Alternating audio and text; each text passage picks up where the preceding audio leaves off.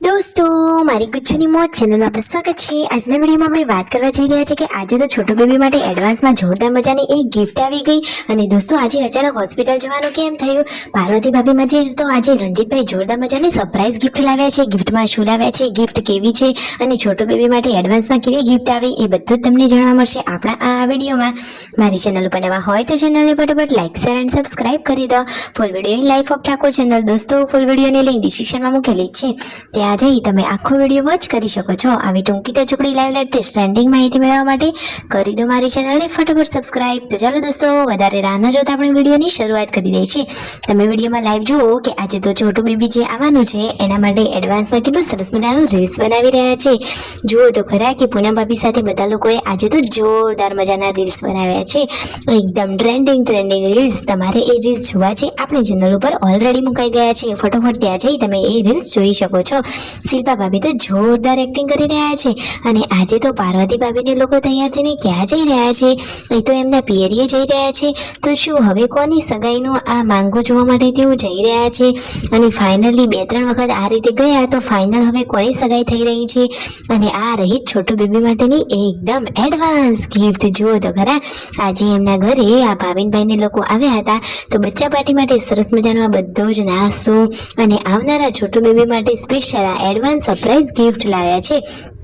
જુઓ તો ખરા કે કેટલો બધો સામાન લઈને આવ્યા છે।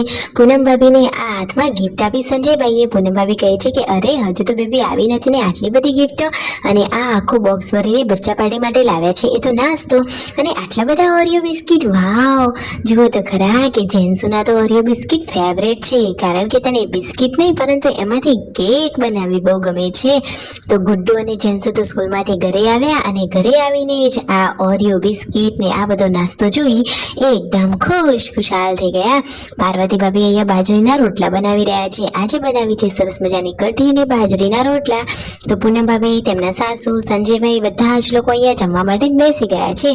જુઓ તો ખરા કે આખો પરિવાર કેટલો સાથે હળી મળીને રહે છે।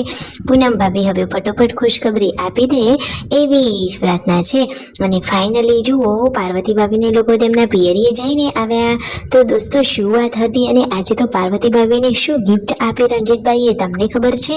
તો દોસ્તો પાર્વતી ભાભી માટે તો સંજયભાઈ લાવ્યા હતા સરસ મજાનું ગોલ્ડનું ડોકિયાની પેટર્ન ડિઝાઇન તો બાકી એક નંબર હતી। મિતાંશ તો જુઓ આખો દિવસ એની પાપાની સાથે જ રહે છે, એને તો પપ્પા જોડે બહુ ગમે છે। આ બાજુ સાંજના ટાઈમે હવે રસોઈની તૈયારીઓ થઈ રહી છે, તો મસ્ત મજાની રસોઈની તૈયારીઓ ચાલી રહી છે અને એવામાં શેની પાર્ટીની વાતો થઈ રહી છે। હવે શેનું સેલિબ્રેશન કરવાનું છે? હવે કંઈક બિગ ન્યૂ જોરદાર મજાનું ટ્રેન્ડિંગમાં આવી રહ્યું છે, થોડા દિવસોમાં તમને ખબર પડી જશે। અને અહીંયા વાતો કરતા કરતા તમે એક વસ્તુ જોઈ, આજે તો મિતાંશ ક્યાં રમી રહ્યો છે? એકલો રમી રહ્યો છે। તમે જુઓ તો ખરા, તમારે જુઓ છે એ ક્યાં રમે છે અને શું એકલો છે એને કોઈ ધ્યાન નથી રાખતો હાલમાં। જુઓ એ તો અહીંયા માટીમાં રમી જાય છે, દાદીમાં બેઠા છે એનું ધ્યાન રાખવા માટે। એને તો માટીમાં રમવું બહુ ગમે છે, કારણ કે એ તો લાડકો એન્ડ ક્યુટ કાનોડો છે। અને આજે દોસ્તો જુઓ તો ખરા કે આ જમણવાનું આ આયોજન હતું, એટલે કે જમવા બેઠા અને પછી સંજયભાઈએ આ ચમચાની હાલત કેમ આવી કરી દીધી? તો જુઓ તો ખરા એ કહે છે કે હું જ્યાં સુધી આ ચમચાને વાળું નહીં ત્યાં સુધી તમે નવો ચમચો તો કાઢવાના નથી, એટલા માટે જ તેમને આ ચમચાની આવી હાલત કરી દીધી। તો જેન્સુ તો એના પપ્પા સાથે મસ્તી કરી રહી છે કે અરે રે મારા પપ્પાએ તો આ શું કરી દીધું।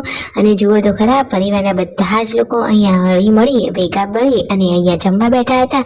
અને જો મિતાંશને તો આ ડબ્બો ખખડાવો હતો, તો એ તો અહીંયા મસ્તી કરી રહ્યો છે। અને એવામાં જ અચાનક ઘરે શું ઘટના બની કે બધા લોકોને તાત્કાલિક હોસ્પિટલે જવું પડ્યું। હોસ્પિટલ કોને લઈને ગયા હતા, ક્યાં ગયા હતા અને સાથે કોણ કોણ ગયું હતું અને શું કારણથી તેમને હોસ્પિટલે જવું પડ્યું હતું, બધી જ માહિતી આપણી ચેનલ ઉપર મળતી રહેશે। તો એ માહિતી તમને આવતા વિડીયોમાં જોવા મળશે। તો તમે જુઓ તો ખરા હાલમાં સંજયભાઈ અને રણજીતભાઈ આવી ગયા છે હોસ્પિટલે। તો જુઓ જે વ્યક્તિ બીમાર હતા એમની ટ્રીટમેન્ટ ચાલુ થઈ ગઈ છે, હવે તેમને સારું થઈ જાય એવી પ્રાર્થના। તો લાઈક શેર એન્ડ સબસ્ક્રાઇબ।